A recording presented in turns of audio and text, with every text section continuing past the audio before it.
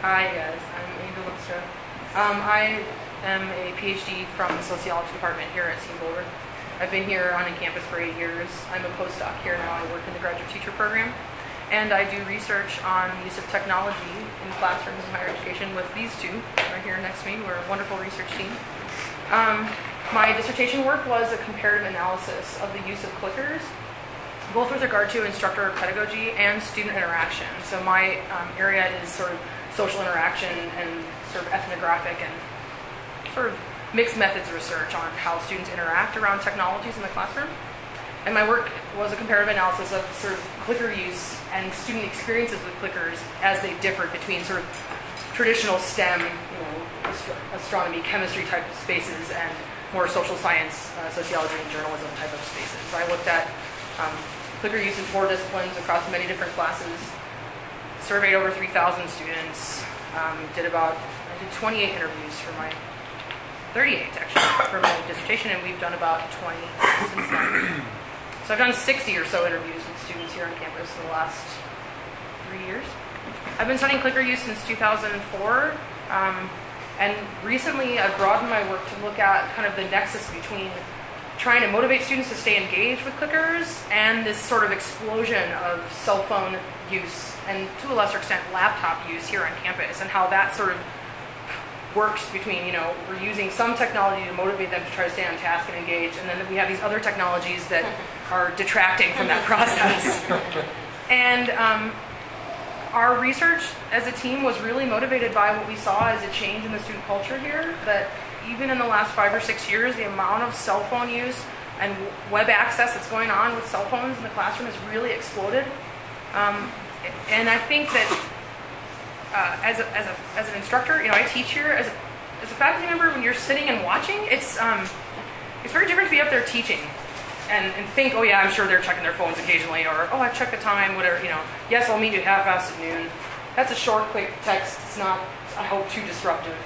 But when we got into the classroom, Bethany and I and our other colleague, Lee, who did this observation work with us, and started observing in the back of these large classrooms how much phone use and laptop use is going on, it really is quite a bit different. So to be off the podium and back in the back and watching how much distraction is going on is really quite an eye-opening experience. Would you agree? Yeah. So we're here to talk about that today. Yes. Does anyone have any questions about me and my work, or us and our work, before I bring you the question I brought to the table for today?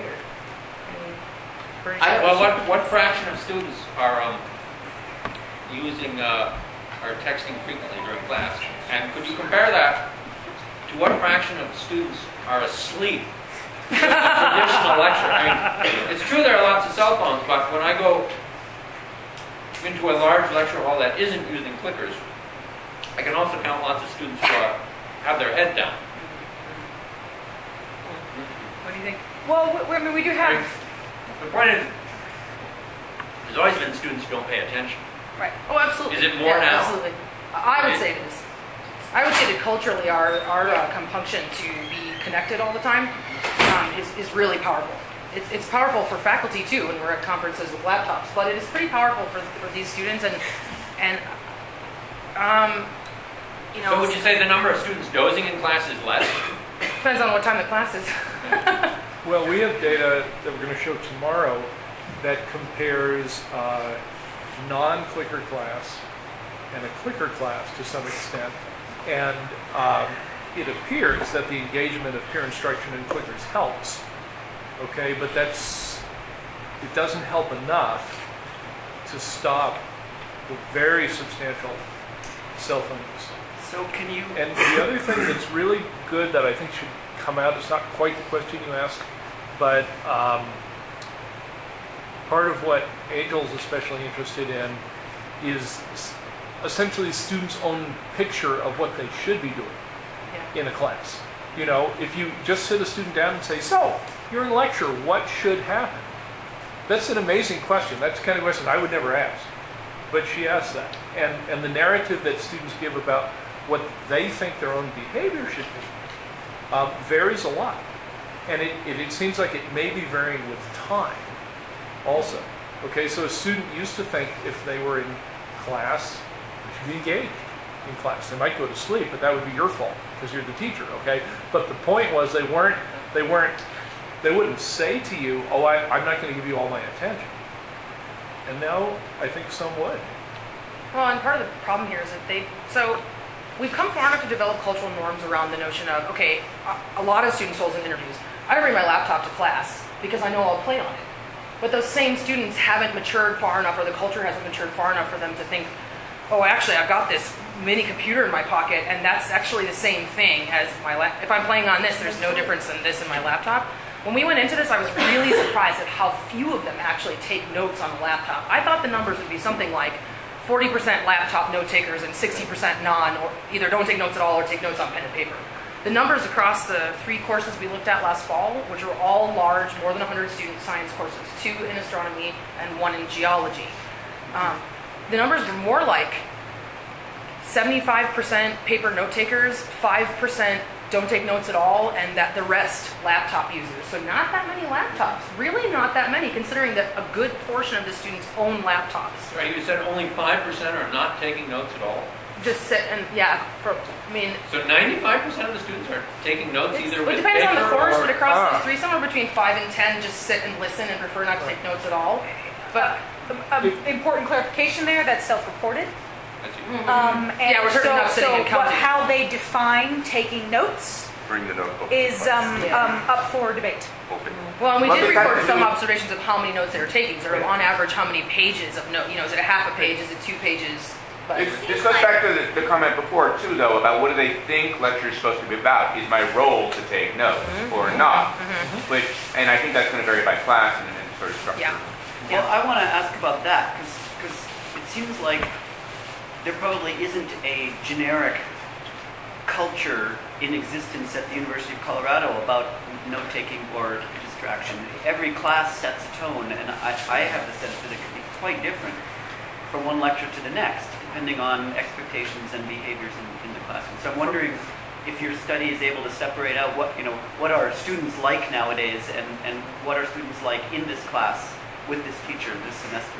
So an important distinction is the student's natural tendency or what happens after the instructor says something. And there's a large fraction of instructors on campus who don't ever explicitly talk about this. About note-taking or what are my expectations I presume what you're doing in they class, assume right? that students are going to take notes. And they probably assume certain things about student behavior. But it comes out quite clearly in the interviews that what the professor says is important in establishing how the students respond. Not all, okay? Some of them don't listen to you. But a lot of people don't discuss these things. Kathy, I interrupted you, sorry.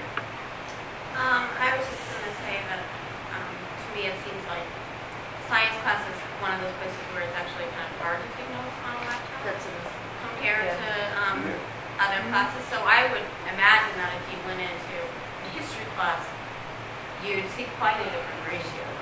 There are a couple key reasons why they choose to take notes on a laptop or not. They're the obvious ones, like my laptop is bulky and heavy, or I don't want it to get stolen. And there's the very common reason, I know I will play on it, I can't get myself not to play on it, so I don't bring it, I take notes on pen and paper. But some students have made arguments, actually, that they like taking notes on a laptop better in these classes because they have an outline format and allows them to use diagrams and things. There are arguments for and against the sort of whether I want to take notes in a document versus whether I want to write them by hand. I've never seen any kind of software that allows me to quickly write equations and diagrams, except a tablet, which is a drawing program. And if it's a drawing program, I might as well be using paper and pencil because there's no value added for the laptop. I disagree, but so critical to A note, these are all introductory classes, so the number of equations given in class is fairly minimal. So these are not only introductory, they're introductory and non-science majors courses. So these are not even calculus based, they're barely algebra based. Having said that, though, the typical picture you should have in your mind, the majority, okay, I'm speaking from my own observations, so you should confirm or add your own. The typical laptop, when a student's using one, has 2 windows open. One of them, most of the time, is Facebook. The other is a text window for the class. And to the extent that I could see, the actual amount of notes being taken is minuscule. Okay. Well, and some of them times it is, the notes are, a half a page or a page for a class. The class is an hour and 15 minutes or 50 minutes. And if you want the numbers on this, we didn't go in and systematically observe, for example, how much cell phone use was going on, because what happened is we went in to study laptops as sort of, do laptop note takers earn poorer grades than pen and paper note takers, with the notion that laptops would be more opportunity for distraction. Once we got in there, we found we needed to change, evolve with the study, the way that scientific work goes, because there was so much cell phone use going on that we were actually just shocked. I mean, there were times, so about halfway in, we said, we're going to start taking little samples around us, and we're just going to count, if there's someone around you using their phone, identify them as students C and count, right? We have data to show that there are students using their phones 18 times, 22 times in a 50-minute period. And so we can't look at the teaching of science anymore without thinking about the fact that there's technology all around us, and it can be used for learning or to distract from learning. I just don't think that we can have discussions about teaching science anymore without it, because we can't put our phones down. Well, as a culture, we're very, So these are mostly big classes, big lecture hall classes. So, I mean, I would suggest that comment is relevant in that context. That if you have a room of 15 people in front of you, that I would assume that the cell phone use is different. So let me give Because one. they know you can see them. Yeah. I mean, there's many reasons, Yeah, right? Let me there's give not you that one many freshman classes like that. Let me give you one shocking not counterexample. that many grad classes. It's only one data point, but it just astonishes me. It's like an existence proof. My TA and I were teaching in a computer lab with 15 students. He's helping one student. The student's phone goes off. While he's helping the student says to the TA, "Oh, just a minute." Answers the phone and expects the TA to wait for him. Well, I find that rare, actually. Right. When the phone Well- goes off anywhere near me, the student is so apologetic. Do you see any difference between? And in the classroom, when Yeah. the phone goes off, everyone and gives them daggers. Do So you see any difference between the freshmen and juniors and seniors? Because think so. we see some difference, right, in attitudes. some of it has to do with maturity level, and I think something that's interesting here is that I went on a site visit and observed a class at Denver Metro, right, this past year, and it was a small class. It was like 25 people, and I thought, there's no way I'm going to see technology in here. This is a small class. It actually felt kind of like the high school class. It has a desk with little baskets underneath them. The desks are squished together, and there's little boards. It's a really little intimate room. And I saw cell phone use going on while the teacher was teaching in that class, in a 25 student class, and I thought to myself, is it that faculty don't know to tell students it's not appropriate to have your phone? Because our data shows, the survey data shows quite clearly that students are like, look, it's all about the professor's attitude. If the professor doesn't tell me I shouldn't use my phone in this class, if the professor doesn't directly say, cell phone use in here is inappropriate, don't bring it out. As far as I'm concerned, if they don't have a policy, I should be able to use it all I want. I'm paying for this. It's the whole consumer model now. I'm paying for this. If I want to choose to use my classroom however I choose to use it, that's fine. So where do we go from there as faculty? Right. Well, so. Oh. I was just wondering if, in your example, if the difference might have been between a professor and a TA, and that the TA was viewed as more of a peer, and saying, "Could you hang on a second?" wasn't as Yeah, and it's only one data point. Yeah. So And this was a faculty member that I'm talking about, the one data point I'm providing. I mean, I was actually really surprised in such a small setting. I'm like, oh gosh, it's all over the place. So it's interesting to me because some of you know I just recently came to Colorado, and I was at a small school in North Carolina before I came here. And this was the single biggest problem that I had with my students was cell phones. They brought their cell phones and they were on them constantly, and it was to the point where I finally started bringing a box to class, and I said, if I see your phone, I'm taking it. Wow. And I said, I don't want to see it at all. I said, if it rings and you need to answer it, get up and go out in the hallway and answer it. This is my way of trying to say if it's important, go deal with it, but don't. And it even got to the point where I had a student that I actually removed from my classroom because she was so belligerent and insistent that she had a right to use her phone at will throughout class. And I wrote and said, I want her removed because, this is not. And I found the students had this attitude of, I mean, it's what you're saying, but it was at a broader scale. They had the attitude, they thought that I was completely unreasonable to ask them not to use their cell phones during class. I mean, they genuinely did not understand why I was, and they thought I was just being controlling. And So I have a couple of quick comments on this. There's been an interesting dynamic And this was a small class. I had like with 20 this students, group right? because there's a pretty significant age difference between The three of us. in the three of Yeah. us. So even in my perception of cell phones and cell phone use as compared to Angel and Doug, there's some pretty significant differences. And something that Angel's brought up a couple times that I think is important to realize is that people in my generation and after, we grew up with cell phones. We've had them since we were very young. Junior high or something for a lot of I mean, interviews. yeah, for me, I think it was Junior high. For me, it was junior high, and that's gone down since me. So you get a lot of the students who are 10 years coming in old.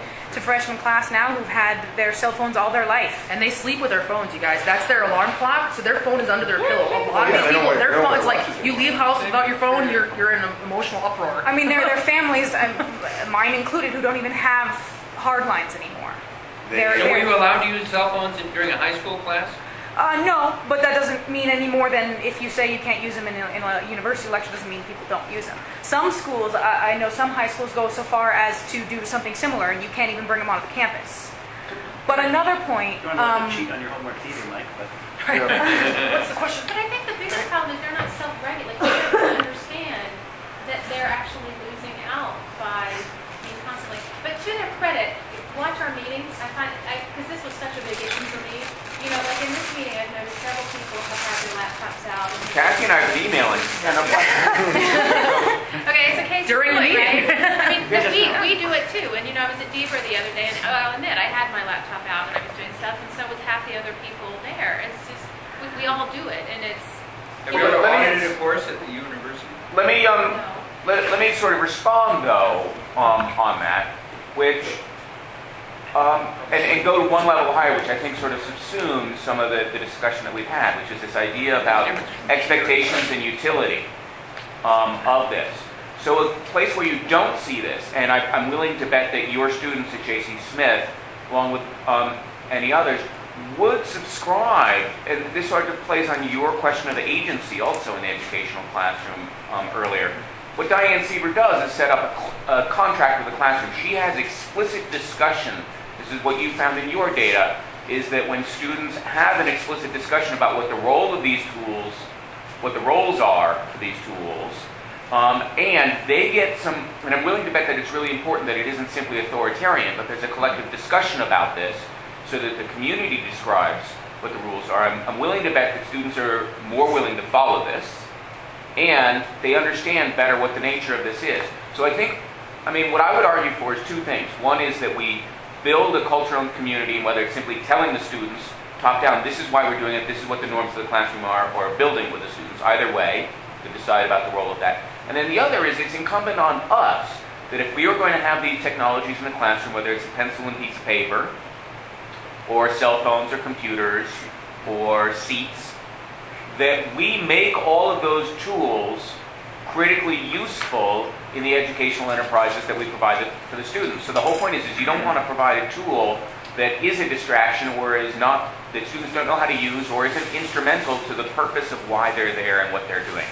So having everybody out with laptops playing with FET, I'm willing to bet, so if you said in one of these classes, all right, everybody's got a FET challenge, they're going to do it, everybody will be on FET. Now some are going to be on the wrong FET sim, right, and goofing around. I don't know if you see this, Kelly, We always have it there. Oh, without already internet. preloaded. There you go. Well, exactly. There you provide the tool in a way that's sort of directly constrained. So I think there are these twin challenges that we assume, that we believe, we've already internalized what the social norms are, practices around, on the one hand, but we haven't worked with our students on that. So the culture is changing. We're not acknowledging that. And the evidence that culture is changing is the tools and how we use those tools that shift.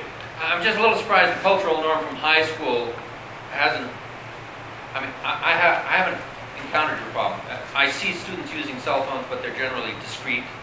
They're sort of like that, and mostly they appear to be paying attention. So in my class, it doesn't seem to be a big issue. I've never, probably. I'm almost certain it is based on an observation I've done. Well, that's sort of surprising to me. So I have to say, I'm not sure, Mike, because I felt exactly the same as you, and I get a good response from my students.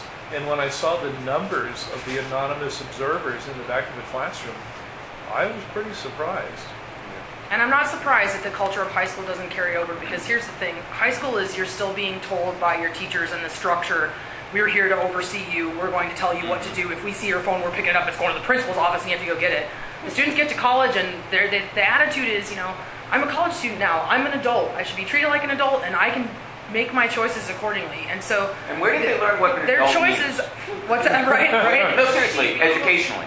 Yeah. So if I'm here and I choose to use my phone, then I should be able to choose to use it, and I'm paying for this class, and if the teacher directly tells me no, that's fine. But the difference is we can't walk up to them and take it away from them, right? Or at least most of us wouldn't do that anyway. I don't think. I mean, maybe they think that we can't, but So then, what is really the issue? Is it because we're worried they're getting distracted, or is it because they're being disrespectful, and we as the authority person feel bad about that? Because this sounds to me like... For me, it's A, not well, B. It sounds to me like a lot of discussion is B, though. Like you're not paying attention. You're not on task. I mean, they are paying for it.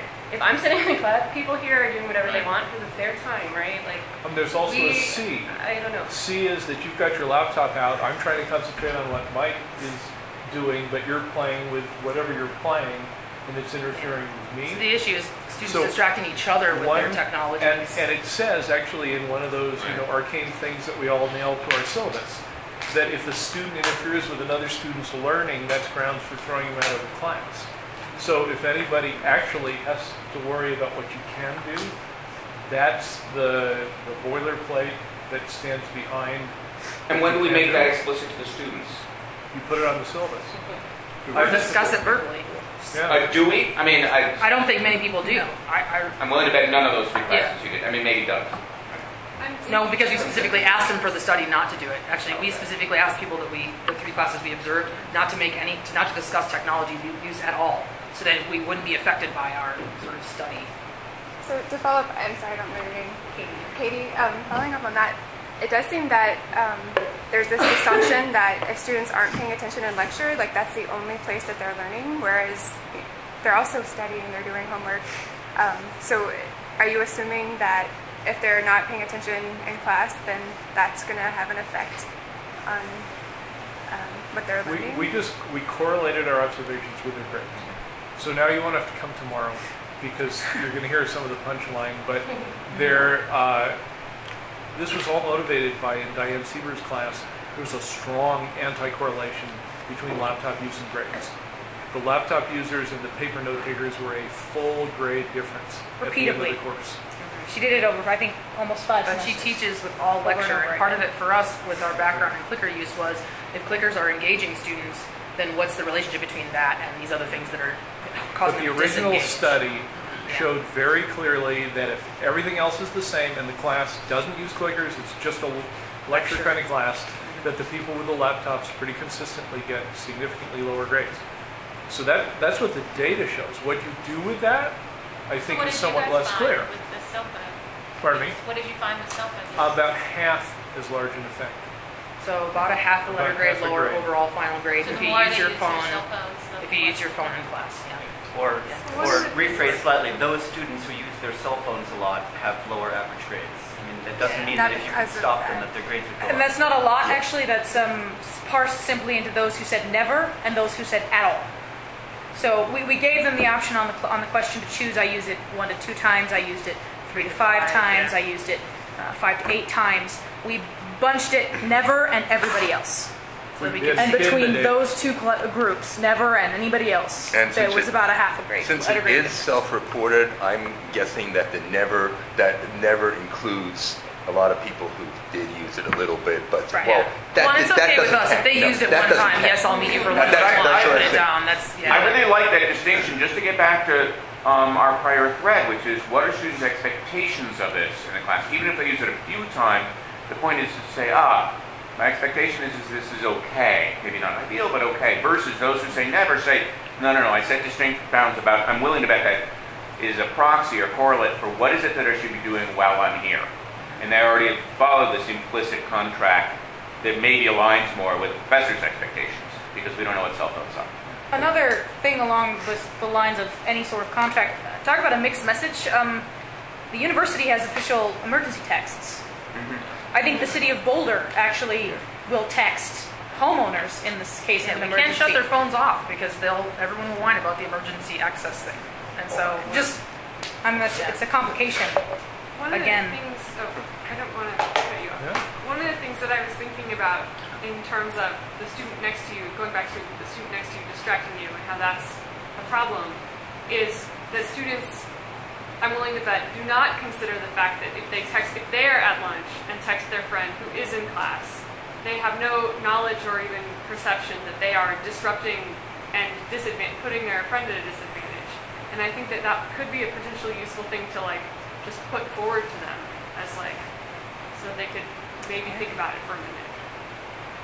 Coming from the ITS or OIT side, there's an enormous effort to teach students about computer safety, right? Maybe there needs to be some kind of an effort to teach students about sensible use. I don't know. See, when it comes to the laptops, there was a considerable amount that came out in the interviews and sometimes in comments about being about disliking when the person next to you has a laptop and is doing something unrelated to class. So the amount of complaints about distraction from my neighbor is, I believe, much less with phones. Because the screen is smaller, so it's not as conspicuous, so it's a little less distracting, but it is still distracting, and particularly if, say, 2 students are sitting 3 students apart from each other and they're texting each other, and there are students in between. I saw that happen too. But yeah, the laptops are bigger screens and more flashing. You can see it more. Keep in mind, though, that this is still a young generation. You know, the social part is still totally there. They want to be cool, and if someone's doing this, they can't help you. They're like, why is this person so popular and cool that they've got someone texting them 6 times in a class? I mean, you got to think in terms of rewind yourself back to the coolness level of high school and college. You know, remember, they all come to, they're wearing their boots and their fall stuff, and, you know, I mean, coming from the perspective of a sociologist, it doesn't surprise me, but I think they have way more likelihood at their age level and maturity level to be distracted by seeing someone picking up their phone 6 times than, say, we will, right? Because we're at a different level, and it's not like, are you talking to Carl Wyman on your phone? We're not thinking that, you know, we're not going, oh, it's so interesting to me, Steve, that you're, but to them, it is distracting. And it's also distracting. I mean, what I found dealing with this, if you're trying to get students to do a lot of interactions with each other, so you're doing a lot of group work, and you're depending on, for example, I'll give you an example. One student one time, I had just given a bunch of instructions for the task to do, and she raised her hand, and I come over. She's like, what are we supposed to do? I said, well, I just told you. She said, well, I wasn't listening, I was texting. And there's a lot in that. There's the attitude of, this isn't a problem, you should just repeat it. But then her group didn't, and I was kind of mad, so I said, well, that's your problem, you figure out what to do then, and I walked away. And so the group sat there for 30 minutes doing nothing, being angry at me because I wouldn't, repeat the instructions, right? So it gets distracting for the student, but then when they're interacting with other people, it's difficult for the group because then they don't have the information they need. But the other thing it does is create a culture. This was, for me, I think the biggest thing. It creates a culture of, this is acceptable to do this, right? If you've got some people doing it, then other people start doing it, and it becomes normal, and it's okay not to be paying attention. And if you see someone else on Facebook, you are more likely to pull out your Facebook. Well, and that permeates the entire culture. Just to make it fair to the students, that we as faculty and academics are doing that too. You go to a meeting, there's 6 of you, and 2 people are engaging with whatever they're doing on their phone or their laptop in addition to the group. And so that's probably a bigger question that we certainly can't solve this afternoon. But as far as the students, one nugget update I want to add is that when we were observing, we saw this happen. Teacher lectures for 8 minutes, the student's paying attention. 8 minutes in, the student picks up their phone and starts doing something. They're doing something, the clicker question comes up, they stop what they're doing with distraction, go to their stuff, start working on the clicker question, answer the clicker question, so actively engage. The clicker question ends, lecture starts again, and they go back to their phone. How are we going to handle that? Don't lecture. I think we can address It's all clicker questions? I mean, that wasn't our goal, or the No. All we were clicker going. questions is not clearly the answer. I mean, although the point is to say all things that, let's take it from the student's perspective, right? What do the students expect to be going on? To what end are the activities meeting those? And this goes back, to say, my comment before, the university system is efficiently aligned with the incentive structures that are provided for it. Aren't our classrooms, aren't students' engagements and actions, sort of effectively aligned with the incentive structures that we provide for them to participate in? I mean, if you take it from the student's perspective. I would jump in And and I say think- no. And the reason is that my students are very unmetacognitive, okay? Right. The reward structure is a grade at some Right. point. And they are not very aware of which behaviors lead to higher grades and which lead to lower grades. Right. And these are students, some of whom text while they're driving. So it seems to me we're in quite a dilemma, because if we are in the instructor position, But the students, I totally agree with you. But the point is about this, where is it that students would have learned this? Where is it that would have been able to have this education about what is effective education? And I think having a study skills class is crap. I'll just go on the record for that right now. Well, I don't know, maybe Alcohol 101 is working here, I'm not You sure. couldn't teach an effective study skills class yourself, Nova? Is that what you're saying? I mean, it decontextualized, I think it's a bad idea. I mean, maybe that's too strong, and we can get into that. But I think it should be embedded within the culture of what it is that we are doing and woven into the structures of our classes. Rather than a separate class. Rather than a separate class which is treated as another. Part of it is that professors don't know what to do or what's effective for the students, which goes back to, and they do know some. But I think what we could do is you can set up classroom norms and expectations. I don't do this a ton, but I'm working more towards this, to have discussions. I haven't figured out how to easily do what Diane Sieber does, which is, again, set up the social contract at the beginning of the term that gets revised and sort of established so people know what it is they're supposed to be doing in the classroom, why they're there, and what are, sort of allowable moves. And I think that is really important, because they did, many of them told us in interviews that they reduced their texting or their cell phone use considerably. In the classes, their professors were explicit about, please do not use things in my class. If a professor is not explicit about it and doesn't make reference to it, which we asked our 3 professors to do, we asked them, please don't make comments about technology. We just want to see what happens when no comments are made.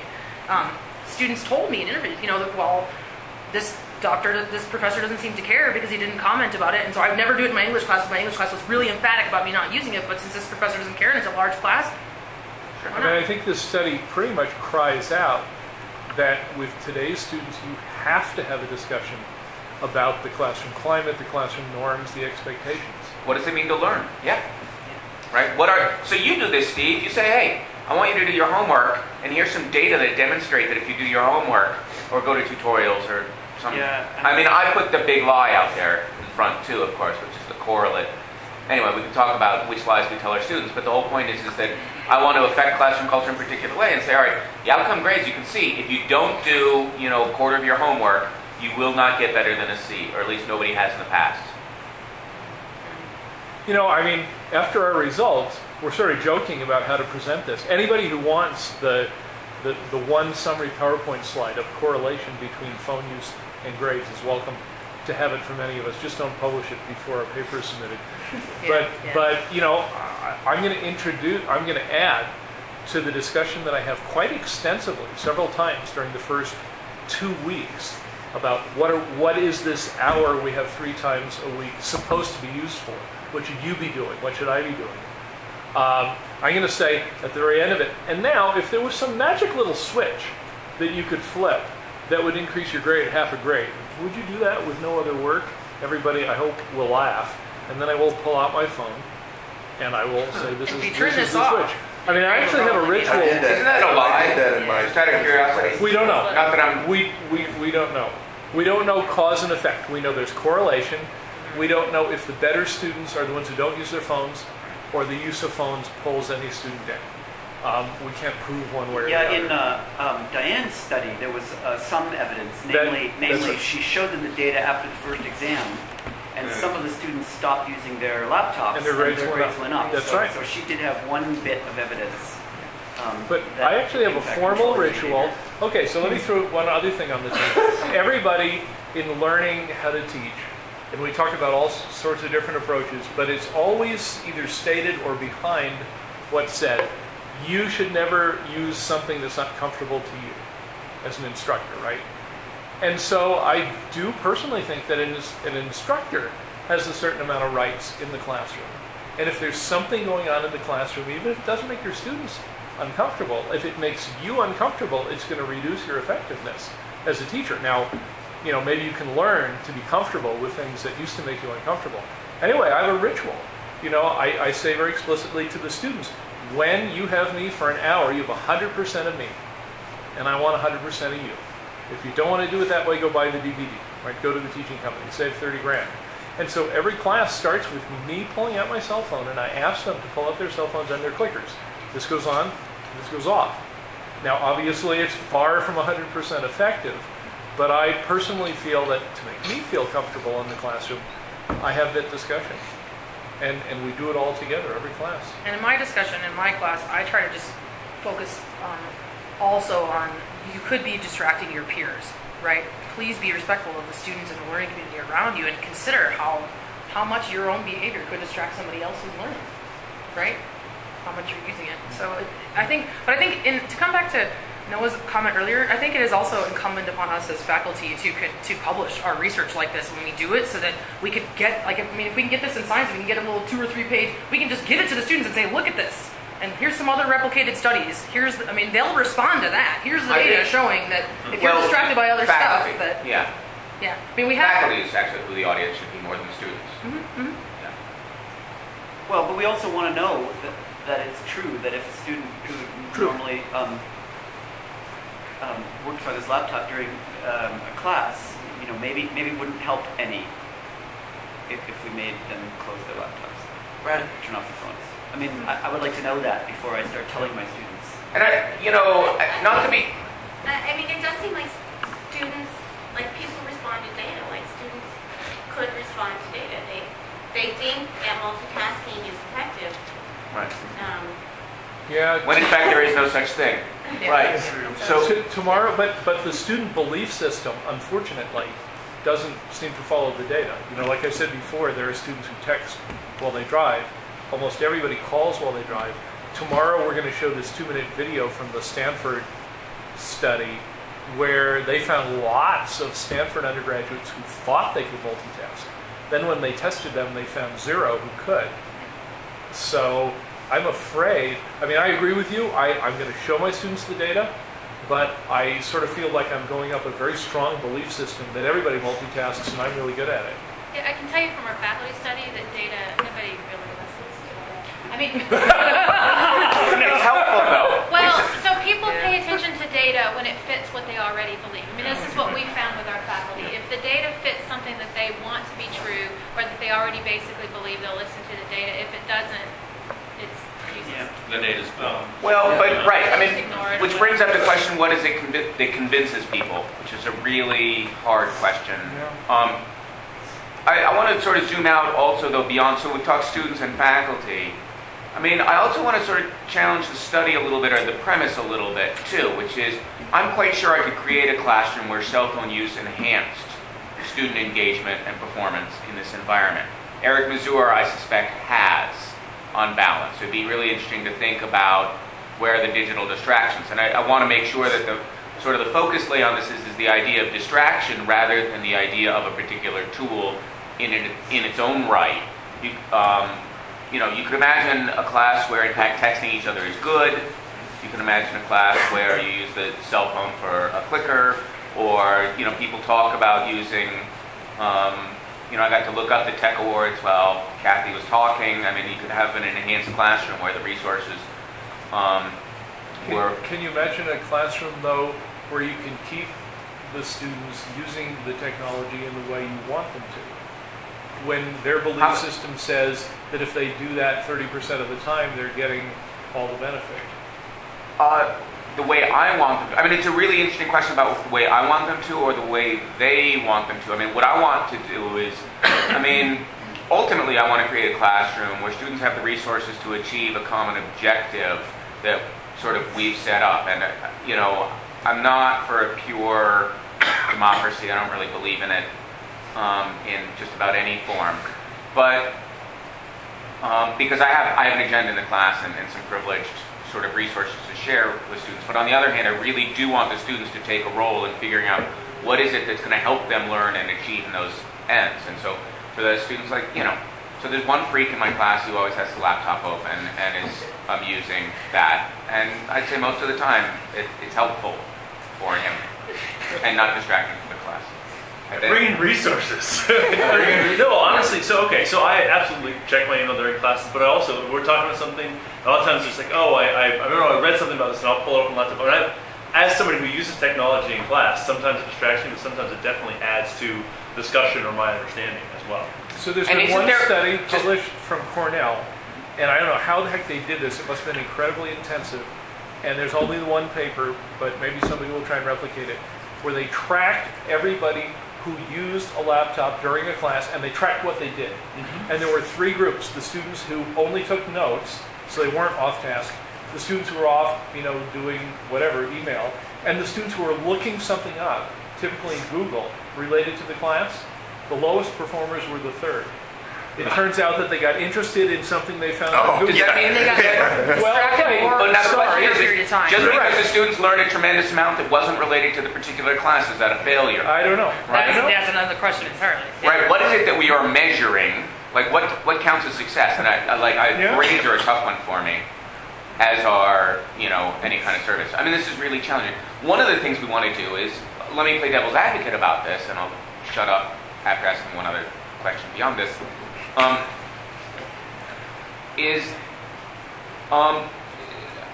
is it that we know that students aren't being, if students are going to live in a world that is highly technologically mediated, shouldn't we actually be embracing that and helping socialize them and teaching students to use those tools effectively in these environments, rather than saying, no, don't use your cell phone? Rather, let's talk about how cell phone use is appropriate, or computer use is appropriate, and can augment what it is that you're doing in an environment. I don't know that we know completely the answer to that, but that's sort of a meta level question.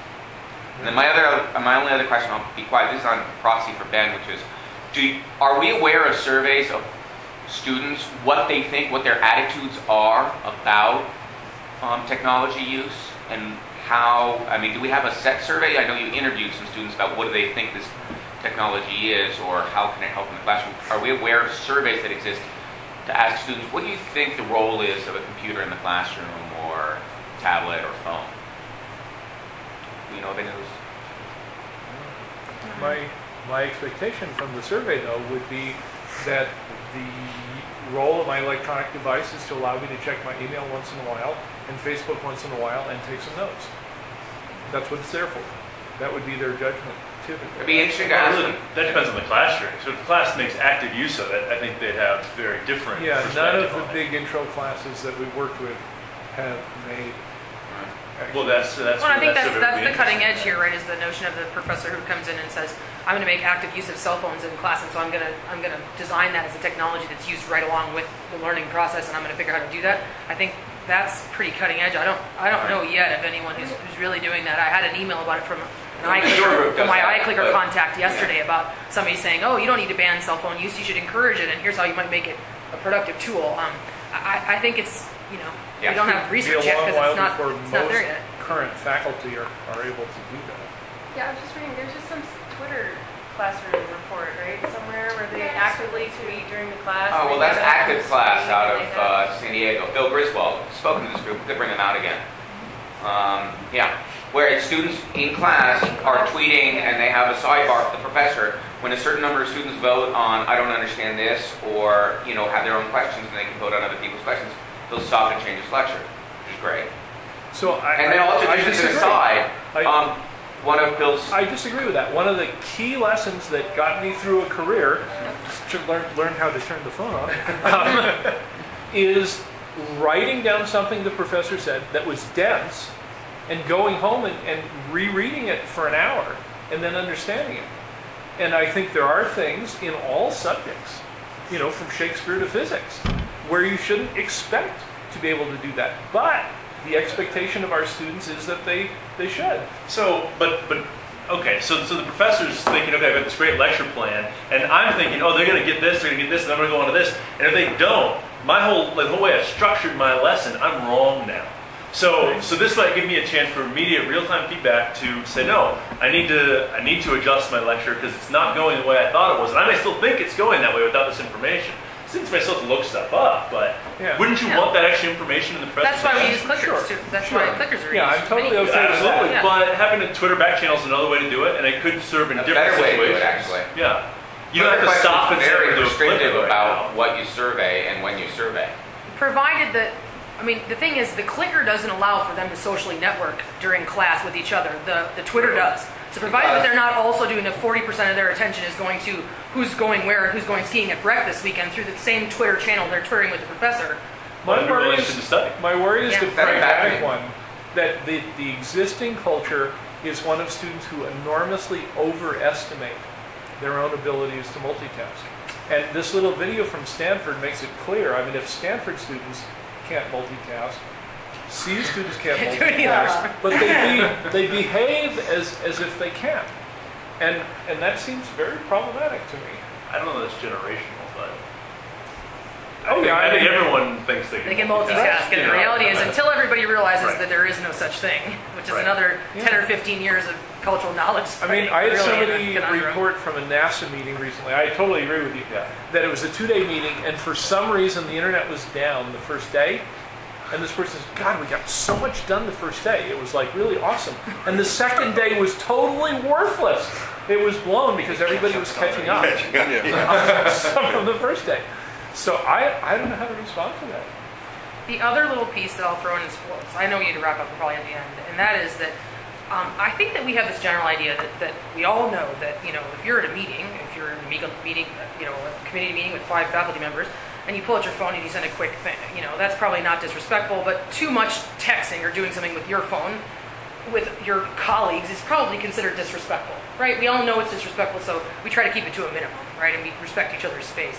And I think our survey data shows that there's a significant percentage of students out there who just don't have that attitude because they've had their phones forever or whatever, who are just like disrespectful. What are you talking about? Everybody uses their phones all the time. Why would that? I mean, either they just haven't grasped it, but I mean, I think we just need to be aware of it as faculty, because I was surprised myself, working with students a lot and observing a lot of classes, watching a lot of students use clickers and notes and whatever over all these years. I was surprised myself at the percentage of students who were willing to just admit anonymously, look, I don't think it's disrespectful to the people around me or my professor. I'm going to use my phone whenever I want. You can't tell me to change my mind. One more thing to think about. I can point to some classes on campus where cell phones are never used to text. And this should send us some message. It's right over there in the athletic department.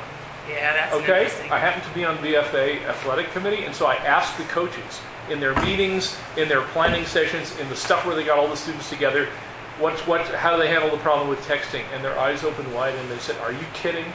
If I ever saw one student text, they would be running up and down all the steps in Folsom, and they would We be have benched physical penalties. for a day because we are performing together as a team." And it's really important that everybody perform 100%. Their band And they is so also said powerful the- they can't use their phones on their trips to go when they go play. When they're on the bus for 4 hours, they're not They're allowed on to the use their bus. phones at all. I know in the something travel that time either. I know something that tops that. In the U.S. Army, when you go into basic training, they take your phone away, and they don't give it back until 8 weeks later. Oh, wow. And I actually had the Well, my stepson joined the Army in early 2002. A lot of people back then. The same thing happens. And so I was there when they finished it. So isn't that strange Particularly the that girls, Army when and athletics- they got their phones back, my phone. That was like the hardest part. That was like the hardest part of boot camp, was not having a phone. You know? Isn't that strange that those entities have a different attitude than us? I don't know what that means. Oh, really? What do you think is the difference about the social structure of those two environments? that Yeah, you those are just described? totalitarian institutions It is- that well, are it is designed to control your behavior. This is not. Totalitarian. There- This is not that type of Everything away. institution. Everybody Yeah. is critically depending on everybody And else. it's So 1 weak link and you're screwed. Whereas in There's a our lot of differences. There's a lot of absolutely. yeah, But from two very similar communities, when I'm in my education class, along with other doc students, everybody's laptop in front of me the whole time. I go to Noah's class, I'm the only one. I kind of look around, I'm like, where's everyone else's laptops? So that's within CU education classes. Now one's doc students and one's in the physics department, but with Are undergrads. you the only doc student who knows? There's a couple, but I'm one of the only ones with my laptop. Well, he's the only education doc student. I'm the only educator. Yeah, there's not an oddity in the class. 115. So, yeah, anyway, but I mean, this is an There's a few interesting things to question think as to about. what ends are we using sort of these tools. So it really, I mean, I'd be fascinated to hear about how is it that we create classroom culture and expectations? How is it that people think about, and this is sort of a hybrid of my earlier question and the question about the survey, is how is it that people think these tools should be used? Or what is it that we can do to reorganize the classroom so these tools, if they are used in productive ends, productive collective ends that people have for this time? Yeah, thanks you guys. I have to go to my next meeting, but I enjoyed it. Yeah, thanks for coming. Great job.